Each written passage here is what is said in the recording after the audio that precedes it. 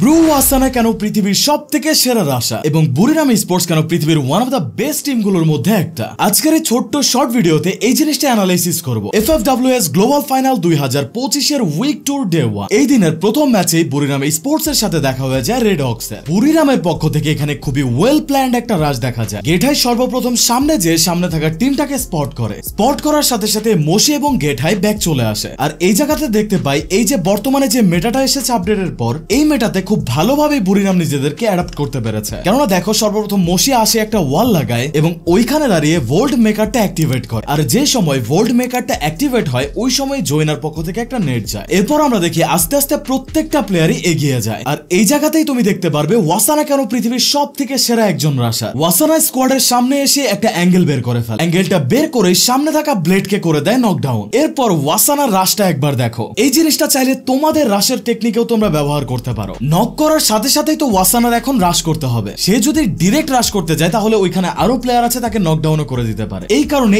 এমন মুহূর্তের জন্য সে ব্যবহার করে অস্কার ক্যারেক্টার। প্রথমে দেখো এনিমির সামনে একটা ওয়াল ব্যবহার করে, তারপর ডিরেক্ট অস্কারের ব্যবহার করে রেড হক্সের টিমের মধ্যে ঢুকে যায়। কুট্টুসের কাছে অবশ্যই এখানে থিভা ছিল, যার কারণে 1 সেকেন্ডে রিভাইভটা হয়ে যায়। তারপরে ওয়াসানা ভেতরে যায় আর ওই জায়গায় থাকা সমস্ত প্লেয়ারের অ্যাটেনশন নিজের দিকে নিয়ে নেয় এবং আবারও যখন ব্যাক আসতে নিবে তখন ওইখানে থাকা কুট্টুসকেও সে নকডাউন করে ব্যাক চলে আসে। তারপরে পুরো চার্জটা নিয়ে নেয় তার টিমমেটরা। এরপর একে একে বুরিরাম রেড হক্সের প্রত্যেকটা প্লেয়ারকে বের করে করে নকডাউন করে এলিমিনেট করে দেয়। অবশ্য এই জায়গায় রেড হক্স অনেক বাজে খেলেছে, রেড হক্সের এখানে অনেকগুলো ভুল ছিল। এই ভিডিওতে জাস্ট দেখানোর চেষ্টা করলাম ওয়াসানা কেন পৃথিবীর সেরা রাশার আর বুরিরাম কেন পৃথিবীর ওয়ান অফ দ্য ফাইনেস্ট একটা টিমের মধ্যে একটা। কমেন্ট সেকশনে মতামত জানাতে পারো, ভিডিও ভালো লাগলে লাইক এন্ড সাবস্ক্রাইব করতে পারো এই টাইপের কন্টেন্ট আরো দেখার জন্য।